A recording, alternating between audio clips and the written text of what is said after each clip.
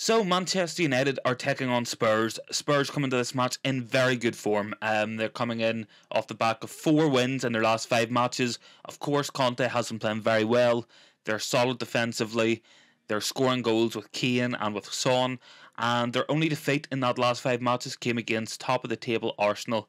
Arsenal doing great, but it takes a hell of a team to beat Arsenal.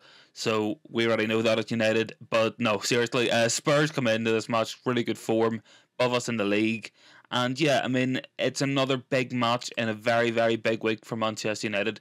Should we be able to pick up 3 points against Spurs, it really will right the wrongs of the weekend. We should have beat Newcastle. If we can beat Spurs, it'll really set us up for a good finish to October going into the World Cup break.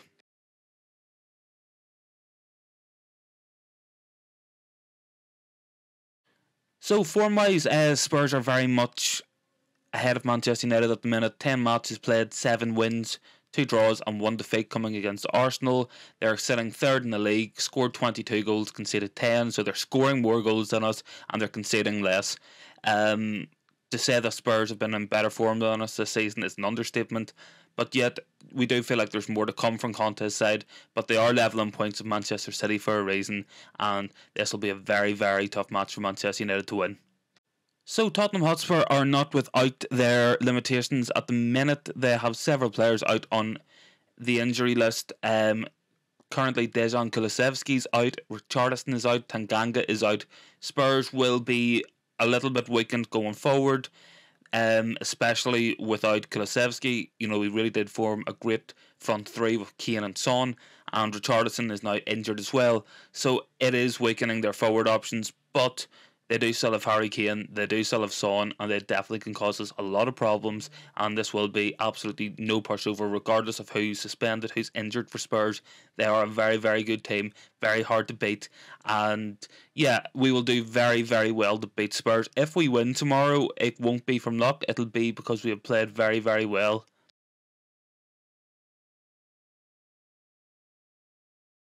So how are Tottenham Hotspur likely to line up? So Conte, of course, plays the back three. This is a fundamental aspect of his game. We are likely to see Hugo Lloris start in net. Of course, Matt Doherty will play at right wing back. We will see Christian Romero, Eric Dyer, and Ben Davies composed of 3 centre backs, with Ivan Perisic playing as left wing back.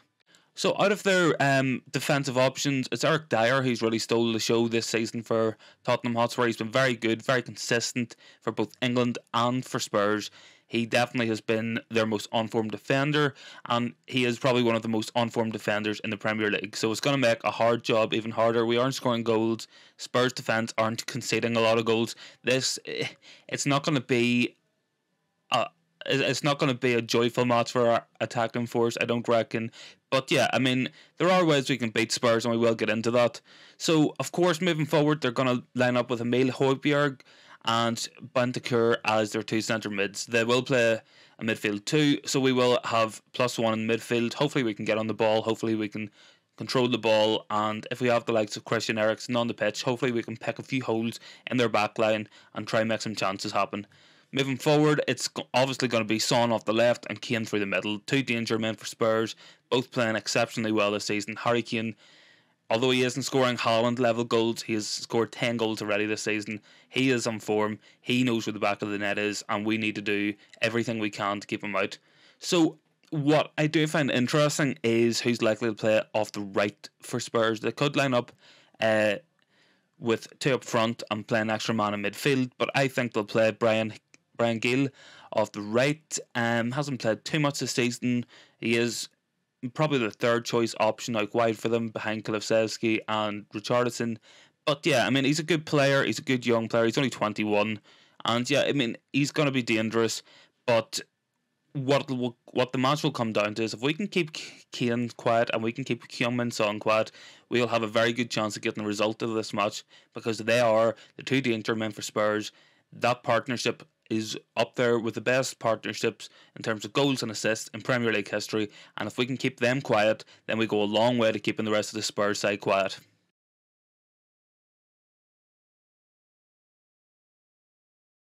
So, of course, Harry Kane and Heung-min Son are the two danger men for Spurs. This season, Kane has played 14 matches, scored 10 goals and 2 assists. In the same amount of matches, Son has put up 5 goals and 2 assists.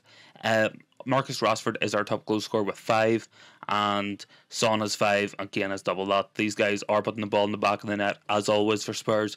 These are the two danger men, and what we do in a positive sense of getting a result is going to heavily rely on how we deal with these guys.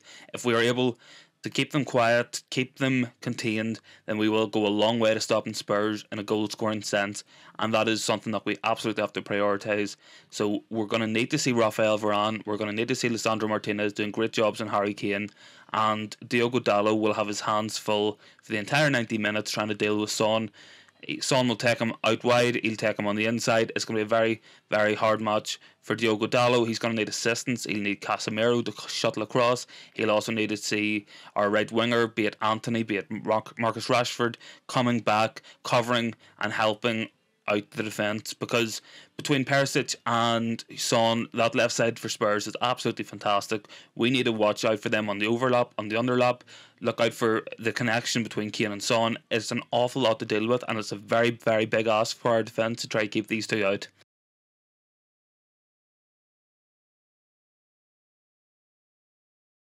So, how do we keep Spurs out? How do we beat Spurs? This is how we do it. We line up with a team like this.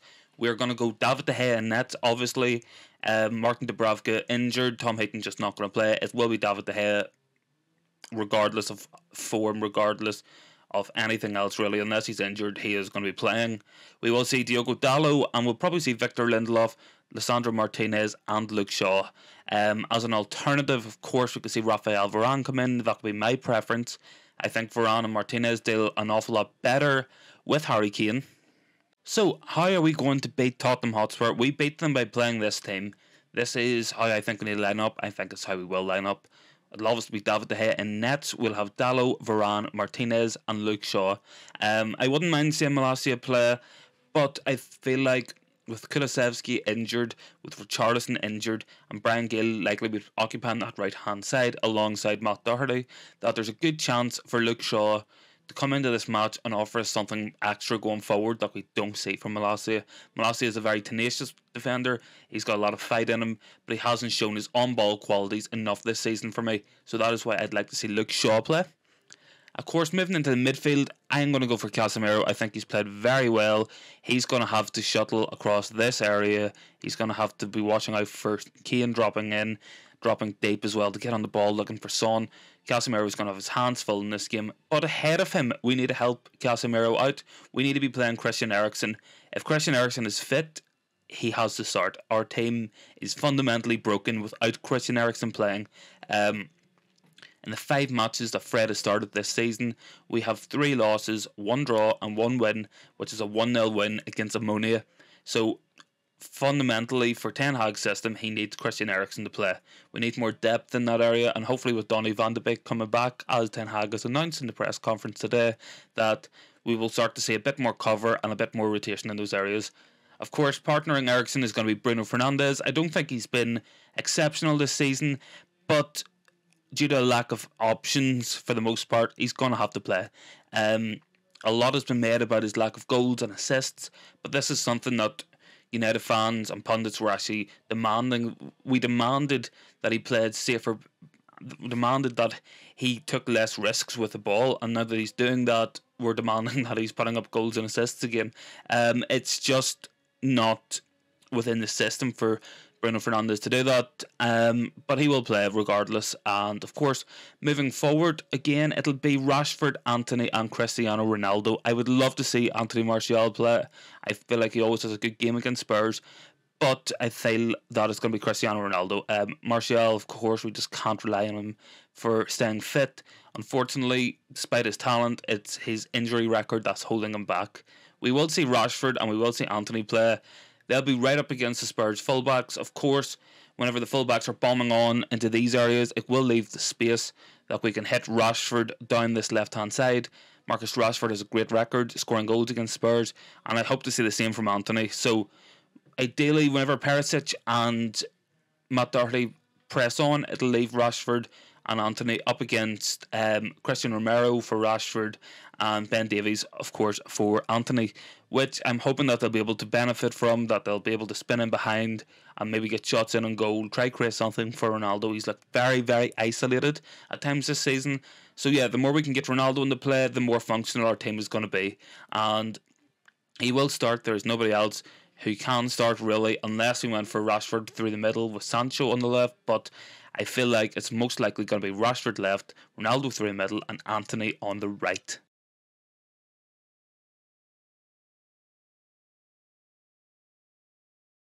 So, as discussed, Manchester United have two routes to success in this match. First of all, if we are meant to damage Spurs, get in at them, great chances, it's going to come through the fullbacks pushing forward. Doherty can be exploited. He's made mistakes this season. He's probably the weak link in their back line. So I would target Doherty with Luke Shaw, with Marcus Rashford. Of course, we'll see Martinez playing those forward balls from centre back down that left hand side. And hopefully we'll see Christian Eriksen on that side. Of course, on the other side, with Son playing on the left, he is kind of given license by Conte to not track back as much because he offers so much going forward. So Antony will be 1v1 against his fullback and Perisic, and it's whether or not Perisic can keep up with Antony for the whole 90. Of course, Perisic is mid-30s now, and it's whether or not playing 3 games a week is going to be too much for a player at the intensity of the Premier League, and hopefully with the intensity that Antony is going to bring. Another route to success certainly is going to be overloads. If we can overload down one side, we could have joy, especially on that left-hand side. We see Shaw bombing down, linking up well with Rashford, with Eriksen, with Martinez. We'll probably see Bruno drift over there. Ronaldo naturally drifts over there. So we can create overloads and 2v1s, 3v1s down that side. Of course, this will leave us wholly unbalanced, but that is just the norm at Manchester United. But thankfully, Antony is very good at exploiting this. Antony has scored 3 goals this season, all of which coming from switches of play, ball moving quickly across the pitch, finding him 1v1 against his fullback. Of course, it'd be a little bit different with a back 5, with the wing back and the outside centre back, but Antony has the chance to get 1v1 against Perisic, 1v1 against Ben Davies, and get a shot off and goal. And if we can do that and just keep hammering at them, we will have more of the ball. Conte is not a possession-based manager. If we can use our overloads, use the possession well, I think we can create chances against the Spurs side. They are formidable, but it will be possible for us to create chances, and it comes down to whether we can take our chances. We haven't been taking our chances recently. We've an XG of 12 in the last 4 matches, and yet we've scored 4 goals. We simply just haven't been putting the ball in the back of the net on a consistent basis, and this is a worry for me going into a match which we know. We know already that this is going to be a match of few chances for us, and Spurs will be very hard to break down. So if we can take our chances, we've got a great chance to get something out of this match.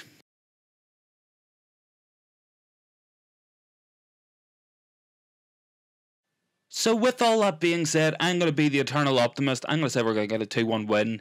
I'm going to say Ronaldo's going to score and Marcus Rashford's going to continue his fine record of scoring against top 6 sides. Kane will probably score for Tottenham Hotspur. He'll get a chance in the box. He'll put it in the back of the net. For us, it's important that we don't concede first. Antonio Conte's side will be very, very difficult to break down if they get a goal ahead and they have something to hang on to. They'll start to sit back, they'll block off the ball, they'll hold us, and we won't get through. What we need to do is score first, score early, and if we can get a goal on the break through Rashford, going up against Matt Doherty, getting into that space, then I think that is the most likely and the most probable avenue for success for us. I think Ronaldo is going to score as well. He's a good record against Spurs, scored against them both matches last season. He looked good against them last year. I hope he can find his form again, because we're really going to need Ronaldo. We cannot be relying on Anthony Martial's fitness for as good a player as what he is. We have no other centre forward options. We need Ronaldo, and we need Ronaldo to be back on form, and let's start that tomorrow. Let's start tomorrow with a goal, and we'll take it from there. If we win, I'll be very, very happy. It'll give us a big momentum boost going into a very tough match against Chelsea at the weekend, and 3 points on Spurs will be a massive 3 points for us in our battle to get up the pitch, get up the league table, and to try finish in the top 4. So with all that being said, I'm predicting a 2-1 win, and yeah, Thanks very much for watching, guys. As always, don't forget to like, comment, and subscribe if you're new. We did a great video yesterday all about 3 players Erik ten Hag's Manchester United should be signing. Very analytically based. We did a good bit of scouting going into that video. So if you want to check that out, I'll link it in as well. Thanks very much for watching, and I'll see you after the match.